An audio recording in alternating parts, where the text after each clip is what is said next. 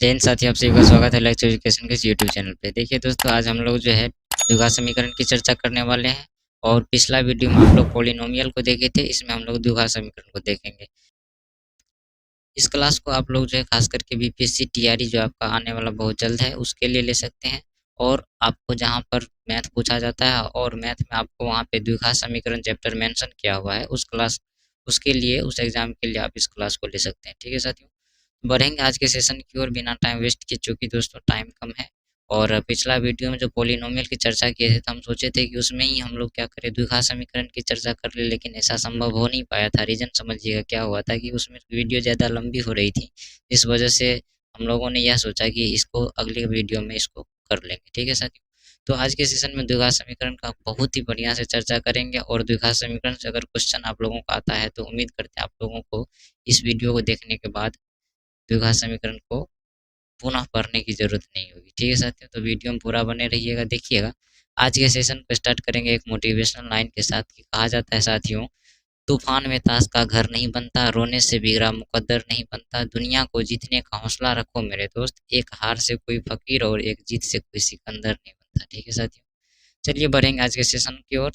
चर्चा करेंगे द्विघात समीकरण की और बहुत बढ़िया से उसका प्रैक्टिस करेंगे कॉन्सेप्ट के साथ। देखिए स्लाइड में आप लोगों को दिखेगा, जिसमें आप लोगों को मैं सिर्फ टॉपिक का नाम स्लाइड में लिखा हूँ और बाकी इसका जो है, जो भी हम कह सकते हैं कि यहाँ थ्योरी होगा, वो सारी चीज़ों को हम यहाँ बोर्ड पे लिखते जाएंगे। आप लोग उस चीज़ को नोट करिएगा और साथ ही साथ चीज़ों को समझने का कोशिश करिएगा। ठीक है साथियों, स्टार्ट करेंगे आज के सेशन को। तो देखिएगा द्विघात समीकरण होता क्या है, पहले उसकी चर्चा कर लेते हैं। जब भी कोई समीकरण, क्या कहेंगे, जब भी कोई समीकरण, द्विघात समीकरण का मतलब क्या होता है, समझिएगा पहले द्विघात समीकरण के बारे में कि द्विघात समीकरण क्या होता है।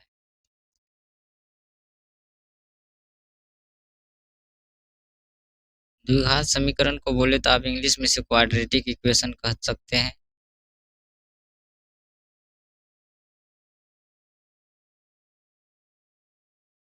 देखिए क्वाड्रेटिक इक्वेशन क्या होता है, कोई भी समीकरण रहे जो कि आपको किस रूप में रहेगा, तो ध्यान रखिएगा, अगर आपको समीकरण दिया है और समीकरण जो है A X square plus B X plus C बराबर 0 इस रूप में रहेगा, तो आप लोग उसको कहेंगे द्विघात समीकरण। ठीक है साथियों, यहाँ पे शर्त यह है कि ए आपका जो है 0 के बराबर नहीं होना चाहिए, ए बी सी जो है वो रियल नंबर होना चाहिए। क्या, कौन सा नंबर होना चाहिए, A B C real number होनी चाहिए। और समीकरण A X square plus B X plus C बराबर 0 के रूप का होना चाहिए, तो वो समीकरण 100% क्या होगा, द्विघात समीकरण होगा। ठीक है साथियों, चलिए, तो ये नॉर्मल सी बात होगी कि द्विघात समीकरण की पहचान कैसे करेंगे। तो सामान्य रूप द्विघात समीकरण का ये होता है, यहाँ से आप लोग नोट करेंगे। जैसे कि मान लीजिए, आप एग्जाम्पल के तौर पर ले लीजिए 2x square plus 5x plus 7 बराबर 0।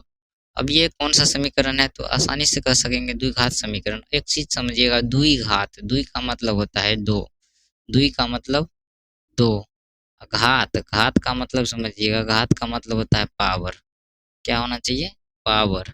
ऐसा समीकरण जिसका पावर 2 हो उसको कैसा समीकरण कहेंगे, द्विघात समीकरण। ठीक है साथियों, इतनी बातें समझ में आ रही होगी।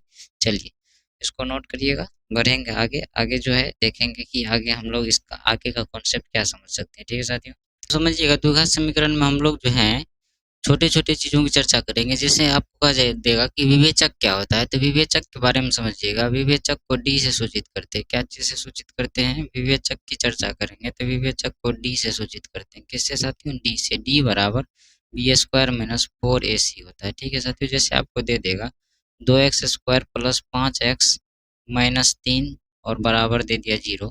आपको कहेगा इसका विवेचक बताइए, तो विवेचक के लिए आप लोग सिंपल सी ध्यान रखिएगा, विवेचक के लिए हम लोग कहेंगे डी बराबर बी स्क्वायर माइनस 4ac। अब समझिएगा, ये जो मान होता है ये ए वाला मान है। ठीक है साथियों, ये जो है इसका बी वाला मान है और ये तो सी है ही। ठीक है, चलिए अब यहाँ से डी बराबर निकालिएगा, तो बी स्क्वायर मतलब 5 के स्क्वायर माइनस 4, ए की जगह आपको 2 है, सी की जगह माइनस 3 है। तो समझिएगा 5 पचे 25 हुआ, 4 दूना 8, 8 तिया 24, माइनस 24 हो गया। तो माइनस 24 ही माइनस मिलके 24 प्लस हो गया 24, ये कितना हो गया 49। तो इसका डी कितना निकल गया साथियों, इसका डी निकल गया 49। ठीक है, तो कभी कभी आप लोगों को अगर छोटा क्वेश्चन पूछ लिया जाए और कोई द्विघात समीकरण दे दे और उसमें पूछ ले कि बताइए इसका विवेचक क्या है, डिस्क्रिमिनांट क्या है, तो आप कहेंगे बी स्क्वायर माइनस 4ac निकाल लेंगे। ये ए का मान है, बी का मान है और सी का मान है, वैल्यू पुट करेंगे, आंसर निकल जाएगा। ठीक है, हालांकि इतना छोटा क्वेश्चन हम लोगों के एग्जाम में नहीं आएगा, लेकिन साथियों बात समझिएगा कि होता क्या है, अगर बाय द वे आ ही गया तो ये चीज़ें तो याद होनी चाहिए। और समझिएगा कि यहीं से हमारा क्वेश्चन आएगा, यहाँ पे डी का मान जो है डिपेंड करेगा किन किन चीज़ों पे, समझिएगा। वो हम बता रहे हैं कि डी का मान अगर 0 से छोटा होगा तो क्या होगा, डी का मान अगर 0 हो गया और डी का मान यदि 0 से बड़ा होगा तो उस स्थिति में क्या होगा, वो कंडीशन समझिएगा क्या है। देखिए अब डी का मान जो है डिपेंड करेगा कि वो 0 से बड़ा है, 0 के बराबर है या 0 से छोटा है। 0 से छोटा कहने का मतलब वो माइनस में है। ठीक है साथियों, तो समझिएगा यदि आपको जो है डी का मान क्या हो जाएगा, 0 से बड़ा रहेगा, तो डी का मान जब 0 से बड़ा होगा तो वो मूल होगा वास्तविक, और उसका जो है कह सकते हैं कि असमान हल होगा, मतलब उसका हल जो होगा अलग अलग भिन्न भिन्न होगा। ठीक है साथियों, अब उसके बाद आता है यदि आपका डी का मान बराबर 0 आ गया तो मूल तो वास्तविक होगा, लेकिन क्या होगा साथियों, वो जो है दोनों मूल बराबर आएगा।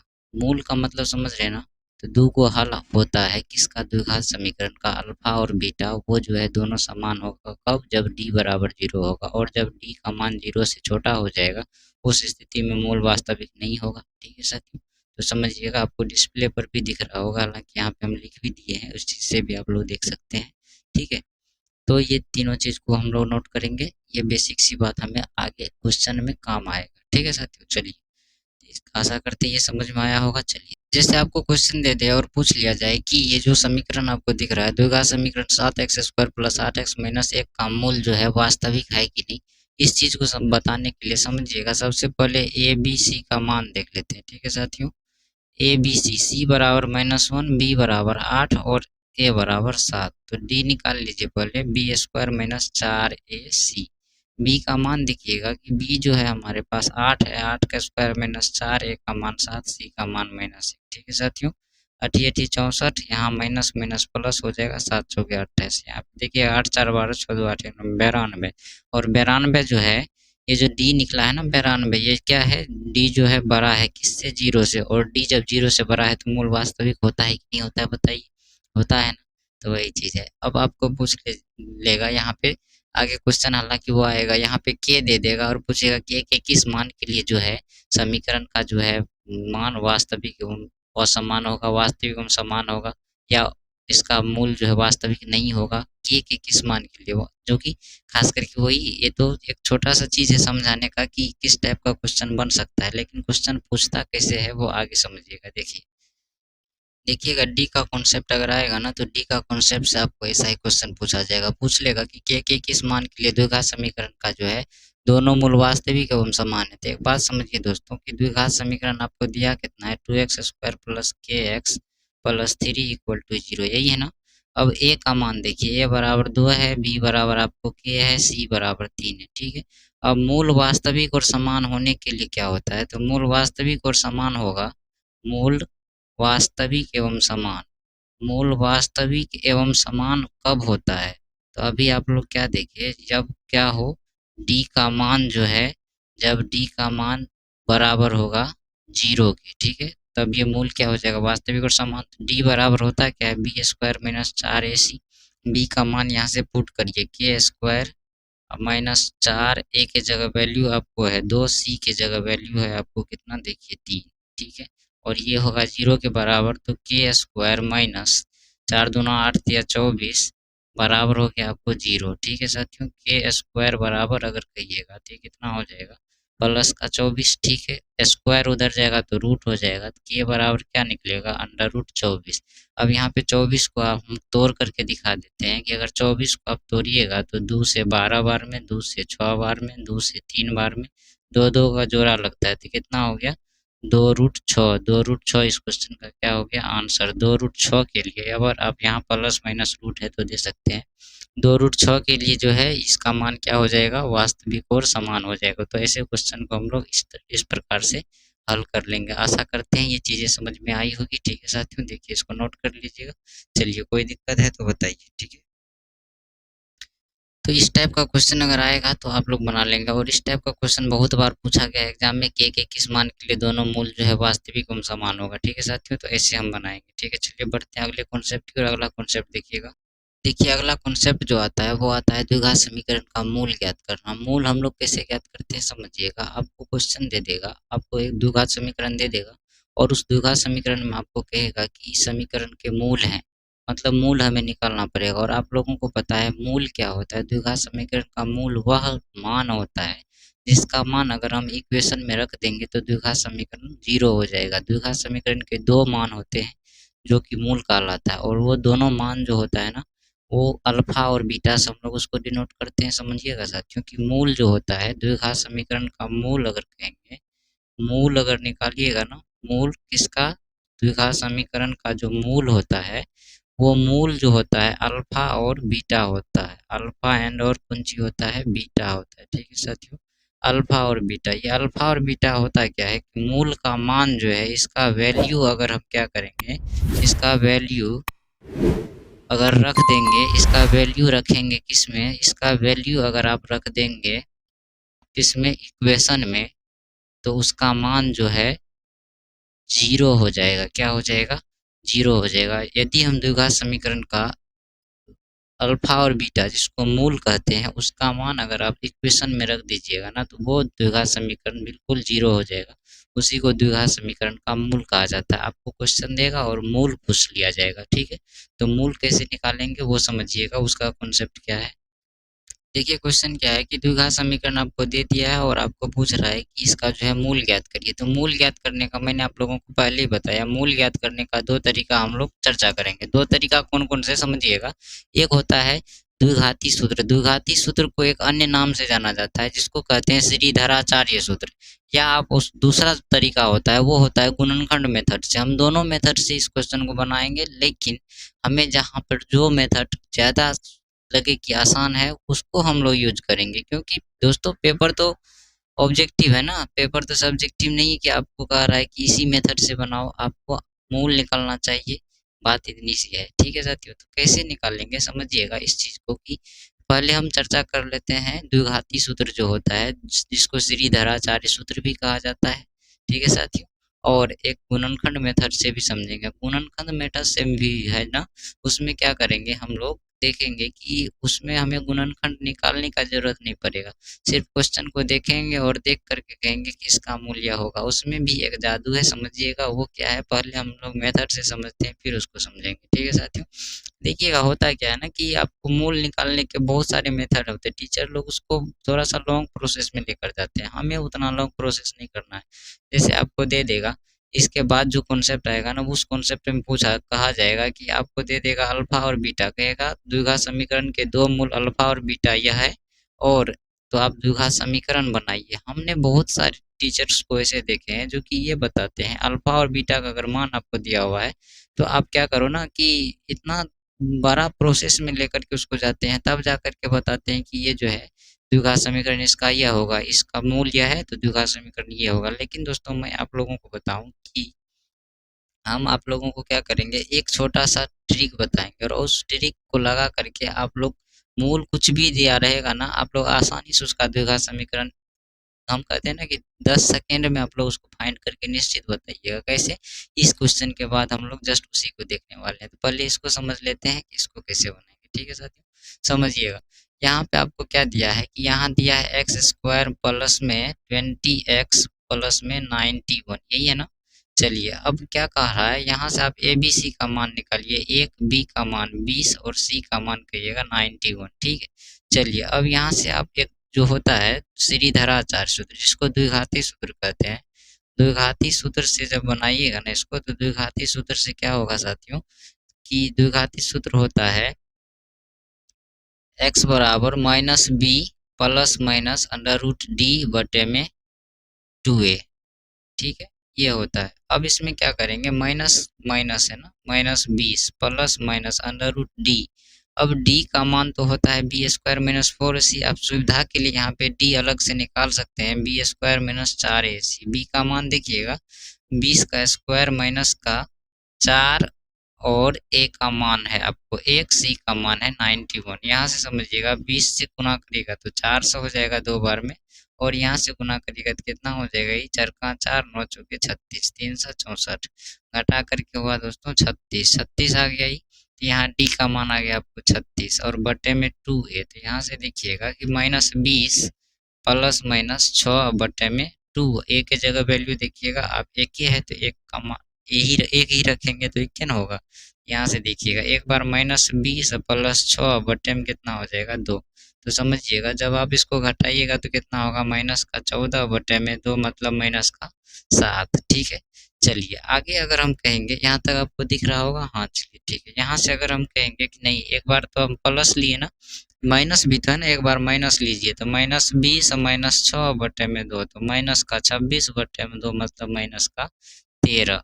तो इसका मान जो आपको आ गया कि -7 और -13, यही दो मूल निकल गया। यही दो मूल की वो चर्चा कर रहा था कि मूल कौन सा होगा, तो आप कहेंगे कि -7 और -13 इस समीकरण का मूल हो गया। लेकिन दोस्तों ये प्रोसेस जो है ना, हमें थोड़ा सा लंबा लग रहा है, आप लोगों को भी अगर लग रहा है तो बताइएगा, ठीक है। लेकिन हम क्या करेंगे ना, ये प्रोसेस को नहीं फॉलो करेंगे दोस्तों। ये मेरा मेथड था बताने का मकसद कि हम मेथड से कैसे बनाएंगे, तो ऐसे बनाएंगे। अब गुणनखंड विधि से बनाएंगे। इसकी कौन सा विधि से बनाए हैं, द्विघाती सूत्र से बनाए हैं, ठीक है। और गुणनखंड मेथड से कैसे बनाएंगे वो समझिएगा कि गुणनखंड मेथड से इसको कैसे बनाएंगे, ठीक है। देखिए साथियों, गुणनखंड से कैसे बनाएंगे, गुणनखंड विधि से इसको बनाने के लिए सबसे बढ़िया तरीका है, समझिएगा, x² प्लस 20x प्लस में 91। ठीक है साथियों, अब हमें करना क्या है, हमें यहाँ पे चेंज करना है। कहाँ पे चेंज करना है साथियों, यहाँ पे हमें चेंज करना है। किसको, बात बात तो वही लिखना है, लेकिन दोस्तों इसको चेंज करेंगे, कैसे तोड़ेंगे समझिएगा। x² प्लस में इसको कह सकते हैं कि आपको जो है इसको लिख सकते हैं आप कि 20x जो है ना साथियों, तो 20 को लिख सकते हैं प्लस 7x प्लस में 13x प्लस में 91 बराबर, इधर 0 है 0 दे दिए, ठीक है। अब आप कहिएगा कि सर यहाँ 20x क्यों लिए, आप यहाँ पे 10x प्लस में 10x क्यों नहीं लिए हैं, मन में सवाल जरूर आता होगा। जब हम लोग जिस टाइम में तैयारी करते थे ना साथियों, हम लोगों के मन में भी ऐसा ही होता था। टीचर लोग क्या करते थे, स्पीड में बनाने के क्रम में क्या करते थे, यहाँ इस चीज़ को नहीं बताते थे, सिर्फ इतना बताते थे कि 7x प्लस 13x में तोड़ दिए तो 20x हो गया। लेकिन हम जिस चीज़ से गुजर चुके हैं उस चीज़ को हम समझ सकते हैं कि आप लोगों के मन में आएगा कि यहाँ पे 15x प्लस में 5x आप काहे नहीं लिख दिए, यहाँ पे आप लोग 12x प्लस में 8x क्यों नहीं लिख दिए, मतलब 20 से ना पुराना है तो ये भी तो लिख सकते हैं, तो ये भी तो 20 हो रहा है। मन में तो ये सवाल ज़रूर आता है। लेकिन साथियों ये इसलिए नहीं लिखेंगे कि हमको गुना करके होना चाहिए AC, गुना करके होना चाहिए AC, और जोड़ या घटा के क्या होना चाहिए, ये बीच वाला B वाला वैल्यू मिलना चाहिए। तो साथियों ऐसा पेयर बनाइए जिसको गुना करने पर आपको AC मिले, तो AC कहने का मतलब 91 मिले, और जोड़ या घटा के आपको कितना मिले, B वाला मान मिले मतलब 20 मिले। आप लोग कहिएगा कि सर हम जो हैं, अगर आप कहिएगा कि यहाँ जो जैसे देख रहे हैं 10 और 10 का पेयर बनाइए तो 20 तो मिल रहा है सर, क्या गुना करके 91 मिल रहा है, 100 मिल रहा है, ये पेयर तो नहीं बन पाएगा। अब आप लोग कहिएगा कि 15 5 का पेयर ले लीजिए, 15 5 को गुना करिए तो आपको 91 मिल रहा है। 91 देखिएगा 15 5 75 होता है, 91 कहाँ से मिल रहा है। चलिए यहीं पर आप लोगों को कह दें कि 12 8 का पेयर ले लीजिए, 12 12 8 96, आपको 91 कहाँ मिल रहा है। तो साथियों इसलिए जो है ये सब पेयर नहीं बनेगा। हम लोग क्या करेंगे, 13 और 7 का पेयर लेंगे, समझिएगा 13 और 7 का। ए का मान तो 1 है और सी का मान आपको 91 है, गुना करके तो 91 ही चाहिए, गुना करके 13 और 7 को देखिए 91 मिल जाएगा कि नहीं, ठीक है। तो इसलिए हम लोग 13 और 7 का पेयर लेते हैं, समझ गए। तो इस चीज़ को हम क्लियर करा दिए, चूँकि हम भी इस दौर से गुजर चुके हैं, ताकि आप लोगों को भी ऐसी परेशानी नहीं हो, तो इस चीज़ को समझने के लिए, ठीक है। चलिए अब कुछ नहीं करना है, अब आपको दो इधर दूगो है, इधर दूगो है, ये दोनों में देखिए कॉमन कुंजी है, ये दोनों में कॉमन कुंजी है जो दोनों के पास में है। कॉमन तो वही ना आता है जो दोनों के पास में हो, जो दोनों दे सकता है वही ना कॉमन होता है जी। तो एक्स है दूगो इसके पास, इसको इसके पास है एक गो एक्स, एक्स कै गो कॉमन आएगा, अगर कहिएगा दूगो ले लेते हैं, अगर आप दूगो कॉमन ले लीजिए तो एक पास तो एक गो एक्स है, ये दूगो बेचारा कहाँ से देगा, कहेगा हम तो एक गो देंगे। कॉमन तो बराबर आता है, तो क्या करना, ऐसे काम तो नहीं चलेगा जी। काम नहीं चलेगा तो समझिएगा बराबर बराबर का हम कॉमन लेंगे। इसके पास एगो एक्स, इसको भी एगो एक्स, तो एगो एक्स ले लीजिए कॉमन में। एकरा पास कैगो एक्स बच गया, तो भाई साहब दो गो एक्स था एकरा पास, एगो एक्स आप कॉमन ले लिए तो इक्के गो एक्स बचा, तो यहाँ एगो एक्स बच गया, बचा यहाँ एक्स प्लस में। अब समझिएगा यहाँ पे 7x था, तो एगो एक्स तो कॉमन आ गया जी। एगो कॉमन आ गया तो यहाँ एक्स तो कॉमन में आ गया, तो यहाँ बचा बचा कुछ नहीं था, 7 बच गया। यहाँ पे एक्स तो आ गया 7 प्लस में यहाँ 13 और 91 में देखिएगा 13 कॉमन आ जाएगा, आराम से आ जाएगा। सर जी जब 13 कॉमन आ गया तो एक्स बचा कि नहीं, एक्स बच गया प्लस में। 13 सतह 91, 7 बराबर 0। अब इस क्वेश्चन को बनाने का सबसे समझने का तरीका समझिएगा, जब भी घर वाला है ना, ये घर वाला मिल गया ना आपको दोनों बराबर, यहाँ एक्स प्लस 7, तो समझिएगा ये क्वेश्चन वहाँ सही जा रहा है। नहीं, अगर यहीं पे ससुरा कुछ गड़बड़ हुआ, यहाँ पे कुछ और मान आ गया, यहाँ कुछ और आ गया, तो वहीं पे कहिएगा कि क्वेश्चन एकदम गलत हो गया, आगे उसको बने भी नहीं करिएगा। चाहे आप द्विघाती समीकरण सूत्र लगा करके बना लीजिए, बेहतर है। लेकिन आपको जब भी ये कोष्ट वाला नहीं मिलेगा, समझिएगा हम गुणनखंड में कहीं ना कहीं भाई साहब क्या कर दिए, कुछ ना कुछ तो गड़बड़ी की है। ठीक, अब समझिएगा एगो ही है बाहर वाला, एगो ही दोनों घर वाला है कि नहीं। अब बाहर वाला घर वाला का मतलब ये कुछ और नहीं समझ जाइएगा, हम ये घर वाला का बात करते हैं, ये बाहर वाला का बात करते हैं। चलिए, तो ये हो गया बाहर वाला एक्स प्लस में 13, एगो हो गया ये एक्स प्लस में 17। अब एक को लेंगे ये दोनों घर वाला में से, ये बाहर वाला में से एगो, और इतना के बराबर 0। अगर भाई साहब एक्स प्लस 13 के बराबर 0 हो गया तो एक्स बराबर माइनस का 13, और एक्स प्लस 17 बराबर अगर 0 हो गया तो एक्स बराबर माइनस का 17। बताइए, यही ना मान आया था इससे पहले, यही मानना आया था। बताइए, दिख रहा होगा आप लोगों को। स्क्रीनशॉट लेना चाहते हैं तो ले लीजिएगा, ठीक है साथियों। हालांकि इसका पीडीएफ मिल जाएगा टेलीग्राम में, वहाँ से आप लोग उसका पीडीएफ ले लीजिएगा, और क्वेश्चन भी प्रैक्टिस के लिए मिल जाएगा वहाँ पे। चलिए, तो यहाँ ये हो गया। लेकिन क्या सर इतना लंबा प्रोसेस से हम लोग बनाएंगे एग्जाम में, ये भी प्रोसेस बनाना पड़ेगा? नहीं सर, उसका भी तौर है हमारे पास। कौन सा तौर है समझिएगा, देखिए।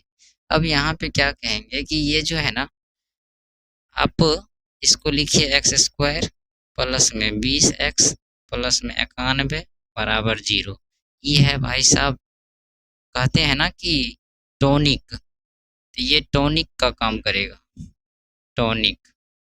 समझिएगा कैसे साथियों, ये सब चीज करने का कोई आवश्यकता नहीं है, सब जाए घूमने। ये सब तरीका, कोई मेथड हमें याद नहीं रखना है, हमें अपना आंसर आना चाहिए, समझिएगा। इसको हम कह सकते हैं एक्स स्क्वायर प्लस में 13x प्लस में 20x प्लस में 91, यही ना कहेंगे जी। अब मूल ये सब कॉमन वोमन लेने का कोनो चक्कर छोड़ दीजिए, सारे चक्कर को छोड़ दीजिए कॉमन और लेने का। समझिए, यहाँ प्लस 13 है तो मूल होगा माइनस 13, यहाँ प्लस 20 है मूल होगा माइनस 20, और यहाँ पे सॉरी यहाँ गड़बड़ी कर दी क्या जी, यहाँ पे 13 7 ना होगा, 7x। चलिए सॉरी, इसके लिए तो माफ़ी चाहता हूँ दोस्तों, यहाँ पे हम भावना में कुछ ज़्यादा ही बह गए। यहाँ पे होगा 7, तब ना होगा 13 7 मिलके 20।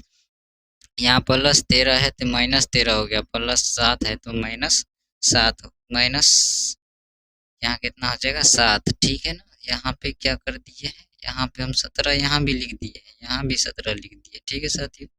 ये कुछ ज़्यादा ही भावना में बह रहे हैं। चलिए, तो यहाँ से आपको आ गया कितना, प्लस माइनस 13 और माइनस 7, ठीक है साथियों। अब समझिएगा कि यहाँ पे जो है, कहिएगा नहीं सर आप और कोनो एग्जाम्पल लेकर के बताइए कि ये जो है क्या ये तरीका हर जगह चलेगा। साथियों 100% हर जगह चलेगा। समझिएगा कैसे, कि यहाँ जो है आप सिर्फ उसका गुणनखंड निकाल दीजिए, गुणनखंड निकालने के बाद आपको कॉमन वोमन कुछ नहीं लेना है, सिर्फ आपको क्या करना है, सिर्फ आपको यहाँ पे देखना है, अगर आपका प्लस मान आ रहा है तो माइनस में आएगा उसका क्या चीज, नहीं समझे, शून्यक, है ना। शून्यक क्या बोले इसको, मूल। शून्यक तो आपको बहुपद में है, यहाँ मूल होगा माइनस, और यहाँ भी प्लस में है तो माइनस। यदि ये माइनस में रहे तब क्या हो जाएगा, मूल प्लस में हो जाएगा। ठीक है, कॉन्सेप्ट समझ में आई होगी। चलिए, देखिए आपको अगला क्वेश्चन क्या कर रहा है, ये दूसरा क्वेश्चन लिए हैं उसी के जैसा, जो कि आप लोग यहाँ देख सकते हैं। क्या कर रहा है कि एक्स स्क्वायर प्लस में 3x माइनस में 40 बराबर 0 के मूल ज्ञात करिए। कोई दिक्कत नहीं है, ऐसे ही मूल ज्ञात करेंगे, लेकिन साथियों इस बार हम लोग ना सीधाधाराचार्य सूत्र लगाएंगे, ना ही गुणनखंड का जो है वो कॉमन वाला प्रोसेस अपनाएंगे। बस नॉर्मल सा इसका हम लोग गुणनखंड निकालेंगे, तुरंत से आंसर बता देंगे। कैसे समझिएगा, देखिए यहाँ पे आप लोग क्या कहेंगे कि एक्स स्क्वायर है ना, एक्स स्क्वायर प्लस में 3x है माइनस में 40 बराबर कुंजी है 0 है, ये किसके बराबर 0 है। अब हमको क्या चाहिए ना, इस चीज़ को समझिएगा। यहाँ पे हमको चाहिए गुना करके होना चाहिए 40 और जोड़ या घटा के होना चाहिए 3। तो ऐसा कौन सा पेयर होगा जो गुना करके 40 बनाएगा, जोड़ या घटा करके आपको 3 देगा। तो आप लोग कहेंगे कि वो बनेगा पेयर कौन जी का, 8 और 5 का। 8 पंचे 40, 8 में से 5 घटाएंगे तो 3 बचेगा। तो इसको लिख देंगे एक्स स्क्वायर प्लस में 8x माइनस में 5x माइनस का 40 बराबर 0। क्या सर कॉमन लेंगे? ना जी ना, कॉमन हम नहीं लेंगे, ये सब काम नहीं करने वाले हैं। यहाँ प्लस 8 है ना, तो शून्य क्या निकला -8, और -5 है ना, शून्य क्या निकला +5। -8 और 5, यही क्वेश्चन का आंसर हो गया। बस कहानी यहीं पे खत्म है। बताइए चीज़ें समझ में आएगी? हाँ, मानते हैं कि हम जब स्टार्ट करेंगे ना किसी चीज़ को, तो हम आपको पूरे उसका बेसिक आधार जो होता है उसको लेकर के चलेंगे। लेकिन साथियों जब आप लोग लास्ट तक आइएगा ना, तो यकीन मानिएगा आप लोग कहिएगा कि नहीं सर, सच में जो है कुछ तो जादू यहाँ ज़रूर होता है। क्या कैसा जादू होता है समझिएगा, कि जादू कहने का मतलब है कि हम चीज़ों को देख कर के बता सकते हैं। लेकिन साथियों मेरे क्लास में अगर आप शुरू में देखिएगा ना क्लास को, वहाँ पे हम पूरे तरीका को बताते हैं, और शुरू में देख कर के आप कहिएगा नहीं ओ ये तो बहुत लंबा प्रोसेस में जाते हैं। तो साथियों ज़्यादा शॉर्टकट ज़्यादा अच्छा नहीं होता है। शॉर्टकट तभी अच्छा होता है जब आपको उसका जो है ना, पूरा का पूरा आपको उसका मैप पता होना चाहिए कि हाँ भाई साहब इधर से हम लोग यहाँ से ये निकलता है रास्ता, तभी आप लोग को शॉर्टकट वहाँ पे काम करेगा। नहीं तो कहते हैं ना कि खो जाइएगा, हम लोग के देहाती भाषा में कहते हैं हेरा जाइएगा। मतलब कहने का बात है कि आपको तभी चीज़ें, सारी चीज़ें कॉन्सेप्ट आए क्लियर होगी जब आपको है ना कि उसका मेथड भी पता होनी चाहिए। वो शॉर्ट आता कहाँ से भाई साहब, शॉर्ट कहाँ से आता है? एक बात बताइए, कोई भी अगर आप कहते हैं ना कि हम किसी रास्ते की बात करेंगे तो शॉर्टकट रास्ते का, तो शॉर्टकट रास्ता आता कहाँ से? इस चीज़ को समझते हैं कि शॉर्टकट जो निकलता है ना भाई साहब, मेन हाईवे से ही शॉर्टकट निकलता है ना। आप लंबा रास्ते से जब जाते हैं, उसी रास्ते से निकलता है आपका एक छोटका शॉर्टकट। तो जब आप उस लंबा को नहीं जानते हैं भाई साहब, तो आप शॉर्टकट नहीं समझ पाएंगे, और शॉर्टकट के ज़्यादा चक्कर में गड़बड़ होता है। हाँ, मानते हैं कि हम शॉर्टकट का यूज करेंगे एग्जाम में भाई साहब, लेकिन हमें प्रोसेस भी पता होनी चाहिए, ठीक है। तो वही चीज़ है ये, ठीक है। चलिए देखिए, अब अब कैसा भी क्वेश्चन रहे आप लोग क्या करिएगा, आसानी से बना लीजिएगा। लीजिए एक और क्वेश्चन देते हैं। लीजिए देखिए अगला क्वेश्चन आप लोगों को फिर से हम दे रहे हैं वही, और वही शॉर्टकट अपनाइए। हाँ शॉर्टकट अपनाएंगे, लेकिन हम लोगों को उसका मेथड भी पता होना चाहिए, ठीक है साथियों।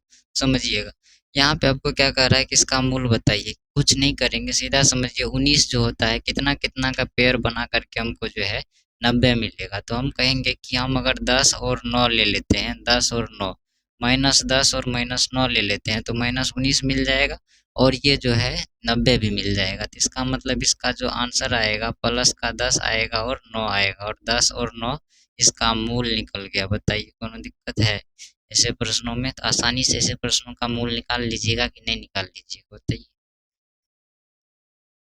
चलिए, अब आप कहेंगे कि नहीं सर हमको तो आप वो ऐसे करके दिखाइए कि एक्स स्क्वायर माइनस में 10 एक्स माइनस में 9 एक्स प्लस में 19 90, और आपको कहेगा कि अब जो है इसके बराबर 0 है। अब बताइए, -10 है ना भाई साहब, तो माइनस हम क्या बोले, प्लस मूल हो जाएगा। माइनस मूल है प्लस हो जाएगा, यही ना आंसर आया। कैसनो करके बनाइए। चलिए अब चर्चा किसकी करेंगे साथियों, अब हम लोग चर्चा करेंगे कि जब आपको दे दिया जाएगा कि ये जो है 2 गो मूल है, और आपको कह दिया जाएगा कि इसका द्विघात समीकरण क्या होगा। जैसे क्वेश्चन में समझिएगा, देखिए द्विघात समीकरण का ये मोस्ट इम्पोर्टेंट टाइप है। इसको कैसे बनाएंगे, बहुत बार आप लोग एग्जाम में देखेंगे इस टाइप के क्वेश्चन द्विघात समीकरण से पूछा जाता है, जहाँ पर आपको दिया जाता है 2 को मूल दे देगा और आपको कहेगा कि उसका द्विघात समीकरण क्या होगा। ठीक है साथियों, समझिए इसको कैसे समझेंगे। यह है -5, ठीक है साथियों।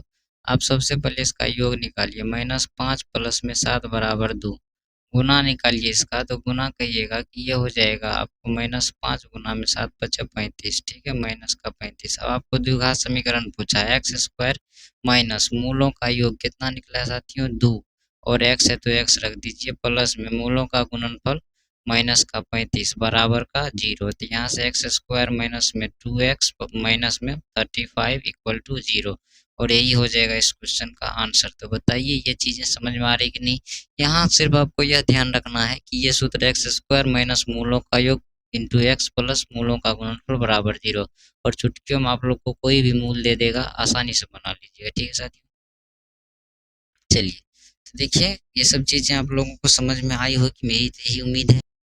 तो आज के सेशन में हम लोग दोस्तों यहीं तक रुकेंगे। आशा करते हैं आप लोगों को ये द्विघात समीकरण पूरी की पूरी समझ में आई होगी, और अगर आप लोगों को है ऐसा लग रहा है ना कि भाई साहब हमें मैथ से ना डर लगता है, तो यकीन मानिएगा दोस्तों, मैं आप लोगों को बता रहा हूँ कि मैथ का ना, चाहे कोई भी, चाहे आपका एडवांस मैथ हो चाहे अर्थमेटिक, वहाँ पे आप लोगों को कहीं अगर कोई समस्या आती है तो आपका भाई आपके लिए हमेशा खड़ा है। आप लोग हमें कमेंट करके बता सकते हैं कि आप लोगों की समस्याएं क्या है। आप लोगों को अगर कोई भी दिक्कत हो मैथ से संबंधित, तो आप लोग हमें सोशल मीडिया पे फॉलो कर सकते हैं। जहाँ भी आप कमेंट एक बार कर दीजिएगा, हम कोशिश यही करेंगे कि आप लोगों को उसका रिप्लाई ज़रूर दे सकें, ठीक है साथियों।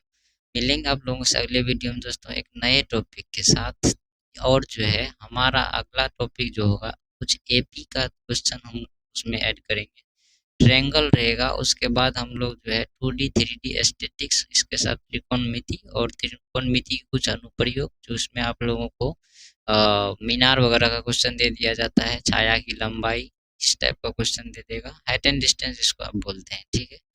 तो उन सब चीज़ों की चर्चा कर लेंगे साथियों। मिलेंगे आप लोगों से अगले वीडियो में। अगर आप लोगों को ये वीडियो पसंद आया होगा तो वीडियो को लाइक शेयर करिएगा, और चैनल पर पहली बार आए तो चैनल को सब्सक्राइब करिएगा, ठीक है। साथियों मिलते हैं अगले वीडियो में। जय हिंद।